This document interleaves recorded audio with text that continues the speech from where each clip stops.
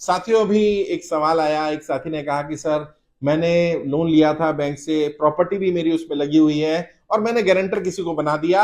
अब गारंटर के अकाउंट से पैसा कट रहा है, तो क्या ऐसा कोई नियम है कि गारंटर के अकाउंट से पैसा कटना बंद हो जाए, या क्या गारंटर के अकाउंट से पैसा बैंक काट सकता है? लीगली उसको अधिकार है कि नहीं है? साथियों, मैंने पहले भी कहा था, जितना आसान गारंटर बनना है ना, उससे कई गुना ज्यादा मुश्किल गारंटर हटाना या गारंटर के अकाउंट को रोकना, उससे पैसा ना जाए या उससे इंस्टॉलमेंट ना कटे, इसको रोक पाना बहुत मुश्किल है। ऐसा नहीं, रोका नहीं जा सकता, उसका प्रोसेस होता है। लेकिन सबसे बड़ी समस्या ये आती है, यदि किसी ने किसी की गारंटी ली, तो गारंटी का मतलब ही क्या है? गारंटी का मतलब है, मैं लेमन टर्म में, मतलब आम भाषा में अगर मैं आपको समझा दूं, वो जो पेपर आपने साइन करे ना, उसमें लिखा था कि ये व्यक्ति सही कैरेक्टर का व्यक्ति है, ये समय पर ईएमआई भरेगा, इसका फाइनेंशियल ट्रांजेक्शन बहुत अच्छी रहती है, ये व्यक्ति ईमानदार है, इसके साथ कुछ गलत होने वाला नहीं है, ये समय पर पैसा भरता रहेगा। अगर ये नहीं भरता है तो मैं जिम्मेदारी लेता हूं, मैं इससे पैसा भरवाऊंगा। अगर मैं इससे नहीं भरवा पाता, आप मुझसे ले लेना, आप मेरी प्रॉपर्टी ले लेना, आप मेरे से किसी तरह से कहीं से भी वसूली कर सकते हो। मैं आपको ये सारे अधिकार दे रहा हूं क्योंकि मैं इसकी गारंटी ले रहा हूं। तो आपने तो पहले ही बोल रखा है ना। और बैंक, क्योंकि आपकी डिटेल, आपने सिर्फ नाम देना है, पैन कार्ड का नंबर देना है, आपके कहां कहां कौन कौन से अकाउंट है, तुरंत बैंक को पता चल जाता है। अच्छा, सेम अगर एक ही ब्रांच का होगा, उसी ब्रांच का या उसी बैंक का होगा, तब तो उनके लिए बड़ा आसान हो जाता है। अटैच कर देते हैं अकाउंट को, इधर ईएमआई लगाएंगे, उसकी ईएमआई बाउंस होगी, तुरंत गारंटर के अकाउंट से ले लेंगे।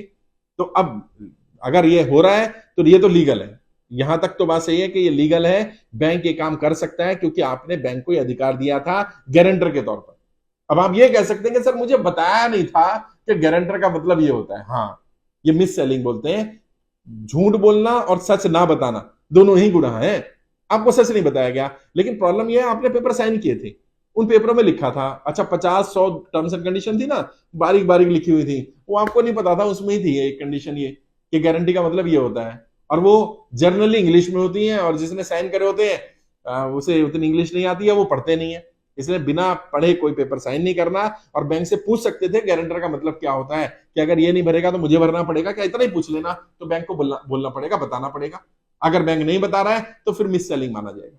खैर, अब हो गया, मान लीजिए आपके अकाउंट से पैसा कट रहा है। अब क्या कर सकते हैं?